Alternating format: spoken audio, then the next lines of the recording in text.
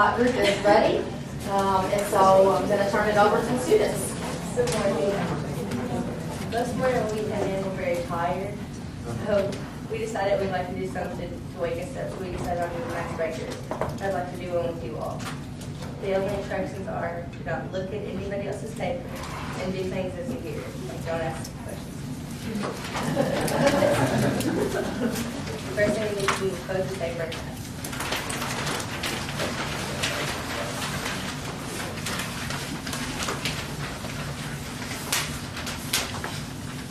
Now rip off the top right corner.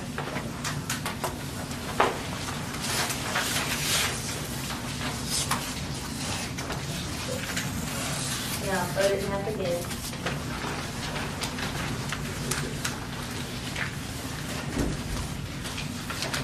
Turn it 3 times to the right.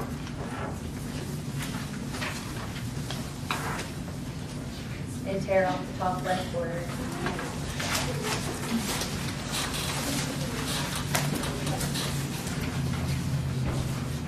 Fold it one more time.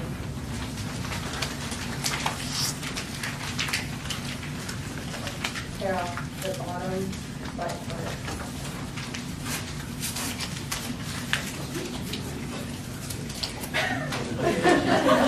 Good thing I worked out last night. Okay, you try your very hardest to cut out a little circle and do it. Down here, so. There,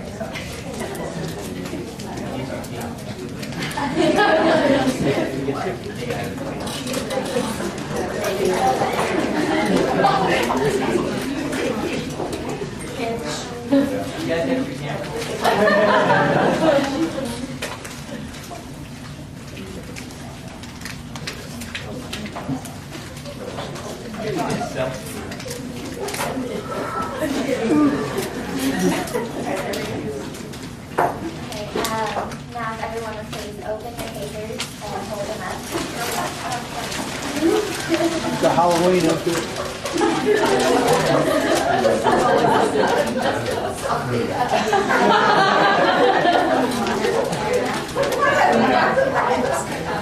One of this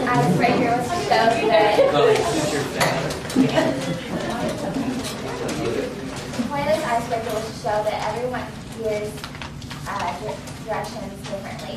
So we need to communicate very specifically when we are talking with someone, like our partner in Nicaragua. We need to communicate with them very specifically, or else something that we're communicating with them won't end up being done the way we need it to.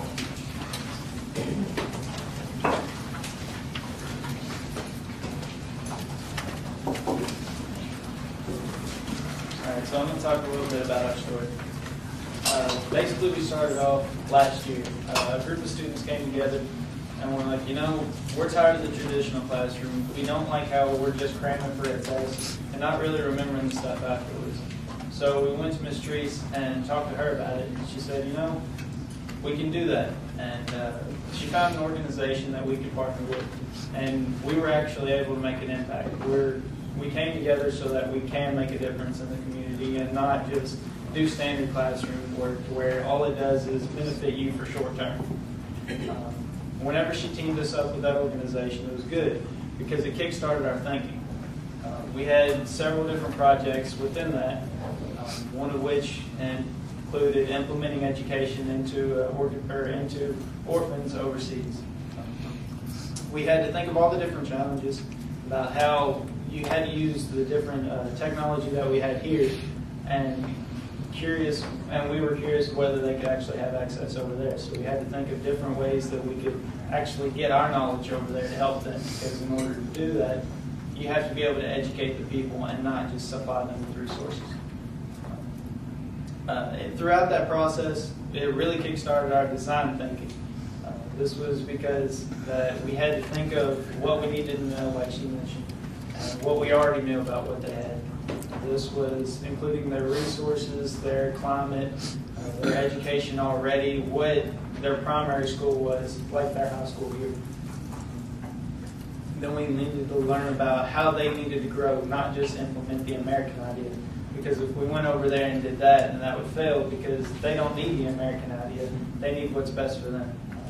So it was really hard at first to be able to wrap our mind around the aspect of, well, we don't need to give them what's here, we need to be able to give them what they need. So we had to think more like them. Throughout the course of that year, we grew quite a bit in our learning. And then the end of the year got cut short because school ended. So, so we went on summer break, and we had a team of presenters go in front of, what was it, like 500? Yeah. It was like 500 people there, and they did really well. It started getting people thinking about our project, realizing that you can actually make a difference. After that, we came back to school. Start of August, everybody was bright about the ideas, thinking about, we can actually do this. And then we thought about, well, we need what's best for our class, and we need something that actually ties with an organization, not molding our class to the organization. So the organization there was great and everything, but it didn't fit directly to us. So we had to find someone new. This included us creating a business plan. So we had to make a list of what we had to offer, all the different things that we are and what our class makes up. So we went in front of Go International, which is a missions organization, and presented in front of them. It was their president and their ex-president. Yeah. And that went pretty well because we came out with a partner. They then had a place that they had thought that would be best for us because they didn't want a larger community because we're a small class. So we needed to start with a small community, either building up the trees or something to that effect, so that it wasn't necessarily building a whole community, but a smaller one, which really fit us because we're a small school. So they partnered us with a group over in Nicaragua and a man named Carlos, which we're actually sending people this fall so that we can go do recon to figure out what they need so that we can take our ideas and our young entrepreneur-like mindset to where we could take what they have and make it better, or take what they have and mold to what they need. So that's some things that we have planned for in the future so that we can send a group next spring so that they can go and actually do it after we've already thought about what we have.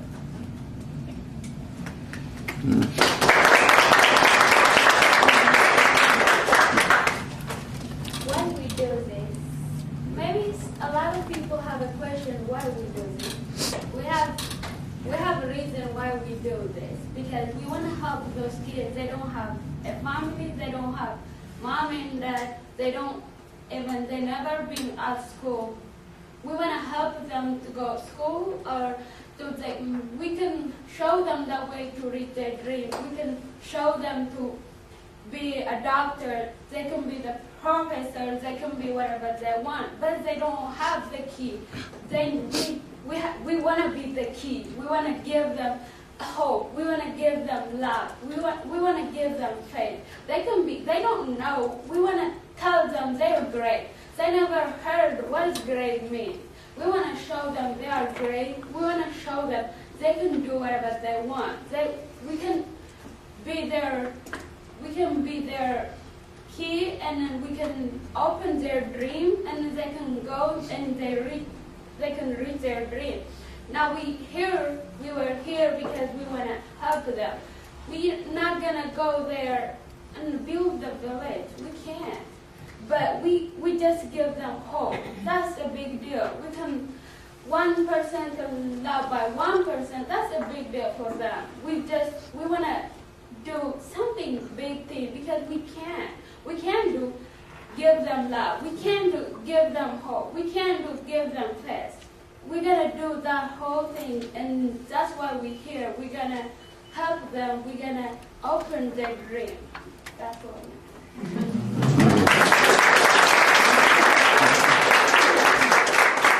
Miss Montgomery hit what project-based learning means on the head, but I'm going to talk. I'm going to talk about what it means to me, and it means something different to all of my classmates. But it means that we don't come into a class and get our notebooks out and take notes like every school does, and get those old history books out that maybe even our parents have used. And it means that we do like projects that is based on what we need to learn. We don't. We do go off of the schedule, but it's off of our schedule, like what we need to do next and We made that up. That's why we're a student-led class. And now I'm going to ask some of my classmates what project-based learning means to them. Jared? Project-based learning means to me that we control what we want to learn. Like, the teacher's there for us and all, but we control what we want to learn, and we log our own standards, and we actually make a difference in the world. Travis, what is project-based learning? Basically, whenever we come together, we are student-led, like you said.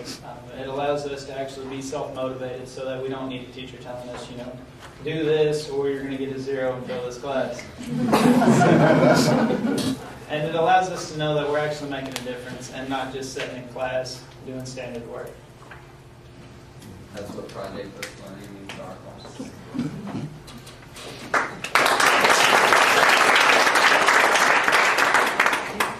I'm going to tell you now about how we blend education with law.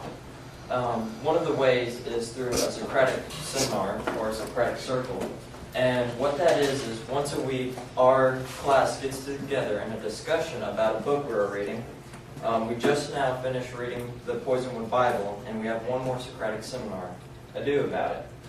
And I'm just going to tell you about the book real quick so you know why we're reading it. The Poisonwood Bible is about a Baptist family that goes to Africa, to a place called the Congo. They go here because they think that they need the American way because they think America is doing better off than the Congo. They go here and they find out that they can't do the American way. It doesn't work out in other countries, only America. You have to do the African way in Africa. So they don't succeed with their plan, and that's showing us that we can't go to Nicaragua or any other place in the world trying to change them. We have to go there trying to help them, and we have to try and understand what they need. We have a quick video to show you what it looks like in our class. She's not studying, that she's not so awesome or something. Sometimes it's too, or like she tried to get my love and stuff, and I just push my love later. Also with Nathan, on page 197, it talks about how he went to war, and that's like he used to be a really great person, and that changed him. Yeah, I think some of the reasons that it changed him is because whenever he was going through the different battles and started coming back, he probably witnessed a bunch of death. And him being in this place where he's at now, it's starting to make him feel like he's either reliving it or trying to help the people that he couldn't help before. One thing, she's not a little kid anymore. She's gone through some experiences that have changed her. Okay, so something I wanted to add about Nathan was going to the Philippines through the war. There's actually a part there that I remember visiting, and it was actually a jail that they had put the soldiers in, and it was just really neat, they were talking about it. So oh, I've been there, I've lived there, and I just wanted to say it. So that you understand what's happening. There's some tables on the outside, and there's a table on the inside. And that's why it's called a circle. We call the tables on the outside circle. The table on the inside circle. Everyone you heard talking was on the inside circle. And so the people on the outside circle all have a partner with someone on the inside. They're sitting behind them. They're taking notes over what they hear, and so that when they switch positions, they can get their mind out over what we read, what they heard. And then you saw Mary Tess walk over to a seat from the outside circle to the inner circle. And what that is, we call it the hot seat. That's if someone in the outside circle wants to talk about something, they walk over to the hot seat, one person at a time, and they talk and get out their thoughts about what they just heard from their classmates.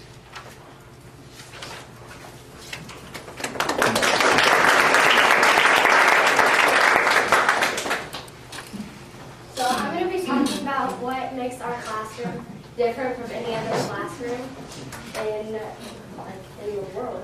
I mean, because we're different because we do project-based learning, so that's different. And so here is the example of what our classroom looks like. That is the chart papers on our walls, and for the chart papers, we write down when we're doing a Socratic circle, we write down what we like, our ideas and what we found out about the book and how it can help us with what our project that we're doing. And then we also have the whiteboard wall. This is paint that's actually on the wall. And so on this wall, we write down our ideas and what we need to accomplish for that day or that week, and like how long, like when we need to get that accomplished by. And then we also have different types of seating in our classroom. There's 3 different types. One is in the back of the classroom in this picture. You can see that there's big rectangle tables, and those are where when we do larger group discussions and when we all want to talk to each other. And then we have individual desks over on this side, and that is when you want to work by yourself and get things done. And then we have small circle tables, and those are for smaller group discussions. And this is how our classroom is different from any other classroom.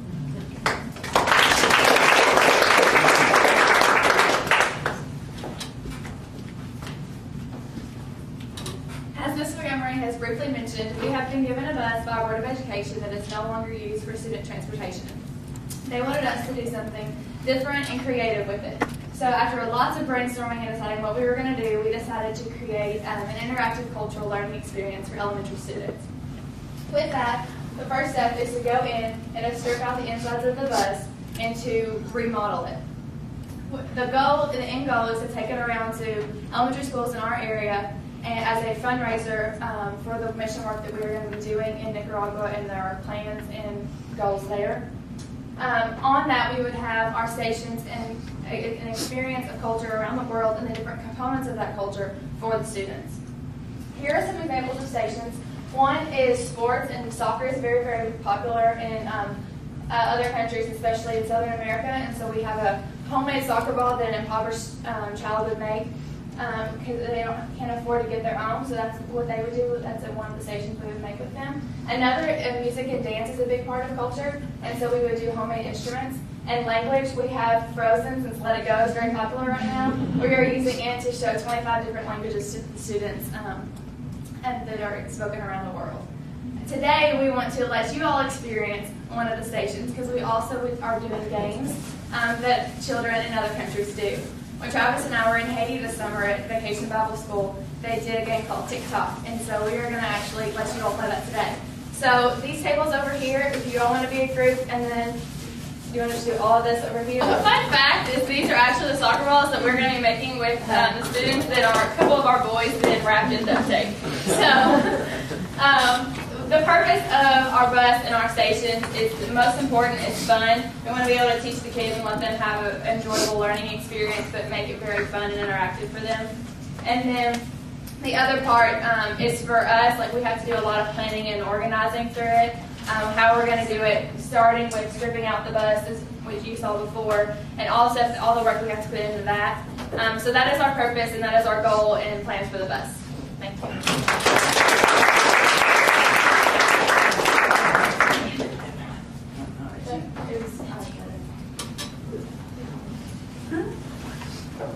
Since technology is really big in our school, because every student has a MacBook, we decided that one of the best ways to use technology for our group is to make a website. And that's exactly what we did. And we just decided to make it where on our homepage we have our mission statement, because that's what we want people to see first, to know what we're doing. And then we have a short About Us tab, which is pretty much just what Travis explained earlier. Then it seems about every month we're getting invited to another convention or somewhere to do a presentation, so we always have an upcoming event tab. And that also details our trip we're taking and then our bus. And we have a blog that we do, and it just details like any presentations you do or what's happened lately. And we always try to keep it updated as much as possible, but sometimes we have something more bigger that we need to get done.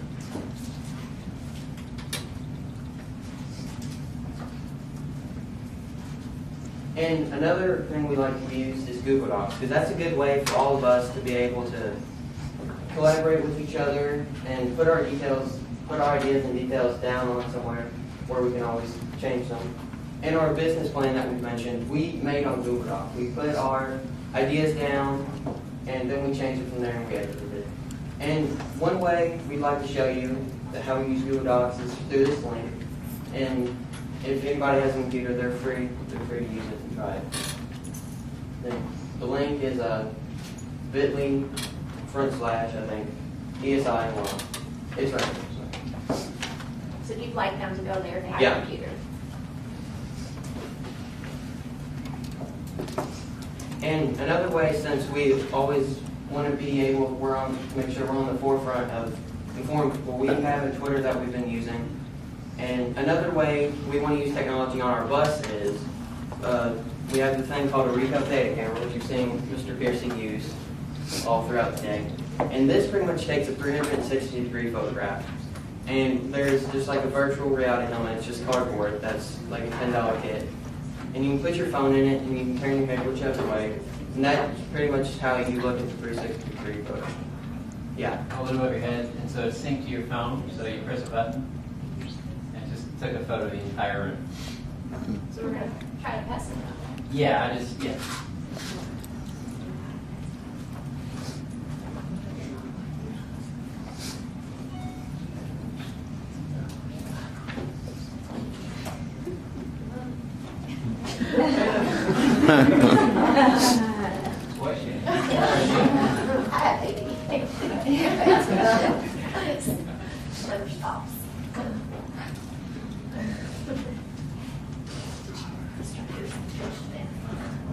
Then, like Mr. Comey said, we'll pass that around.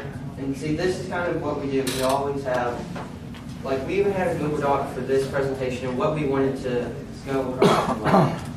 And, like, just like you can see, we all put our ideas down and then we go from there. And then you can see right here how many people are on. And we have school accounts, so we can always tell who's writing what and who has a good input.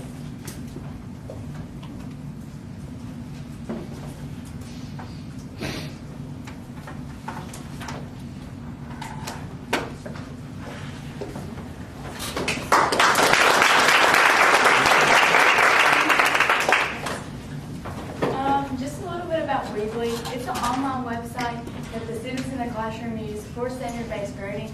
On this website, we are able to put our English and our technology standards on it so that our teachers can see. Then we are able to put evidence to why or how we met the standard. And then at the bottom of the page, and Caitlin will show you a little bit about that, we are able to talk about why we felt like we met that standard. So initially, the Weebly allows us to show our understanding of one or multiple standards at a time. So right here, display gives us the topic in the left-hand corner, which says receive and reflect, and the date of the post as September 9th. Also under archives, you can find already recorded posts under any particular month. Next would be the background summary. That's right up here. That you just state real quick about what we're doing, how, when, where, why. In Unlock, the classroom is different than that of a formal one. As a student, I have a voice in deciding the outcome of the class setting and environment, while incorporating state standards and school requirements. One of the ways I do so is by having a student-led class discussions called a Socratic seminar, which we talked about earlier in the presentation, and which, based on individual participation after each discussion, I reflect on the day's events and its relation to future ones. After this, you would just state your standards that was being met during this discussion. And it would be write routinely over extended time frames, time for research, reflection, and revision, and shorter time frames as a single sitting, 1 or 2 days. for a range of tasks, purposes, and audiences. And then right after that, we would just post our evidence of that standards.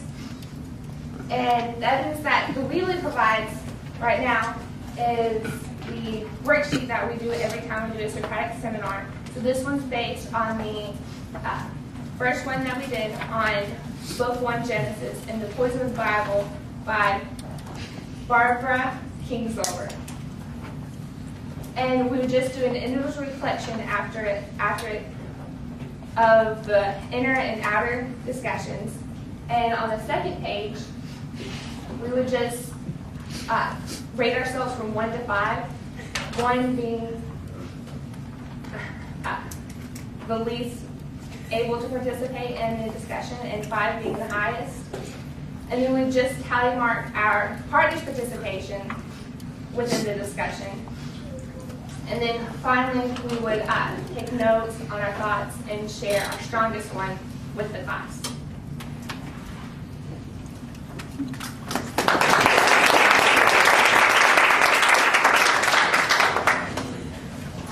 One of the very first steps in our project was basically just getting our name out there and making sure people heard about what we were doing. Our first conference this summer was ISLN, and we went there to explain our project-based learning and how our classroom is different from everyone else's. Our second conference was, it wasn't really a conference, it was more like a partnership meeting. It was our Go International partnership meeting, as I said. But it was to help us find a partner that, like Travis said earlier, fit us, not us fitting with them. And then we are here today as explaining how our PPO. Last week we had a board meeting to get our bus plan accepted so that we could continue with that part of our class. In March we're going to be going to a KISTI conference to explain how technology is a major part in our class.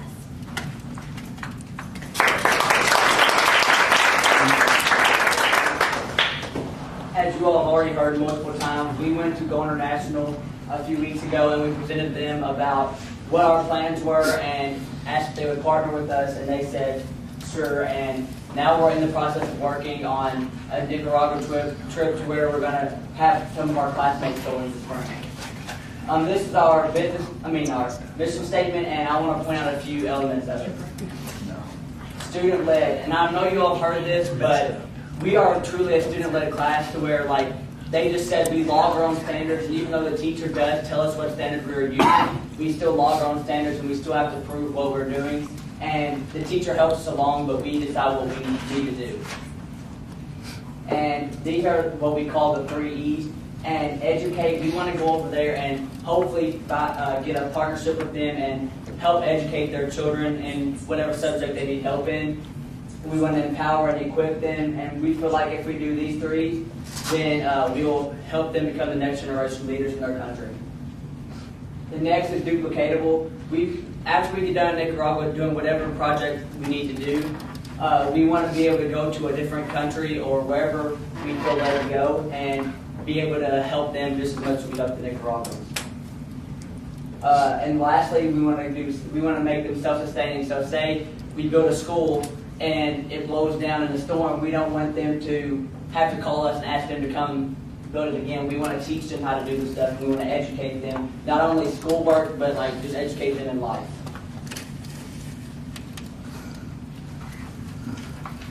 And lastly, this is a map of Nicaragua, and this is Carlos Mayorga, who is our standing partner in Nicaragua, and that's a picture of him. And he actually lives in Shenandoah, which is over here on the west coast of Nicaragua, and we'll be working in Point Aloya, which is also right beside Shenandoah on the west coast of Nicaragua.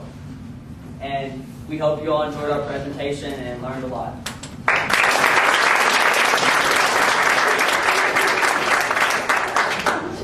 Okay, our presentation's not over yet. We enjoyed it up to this point.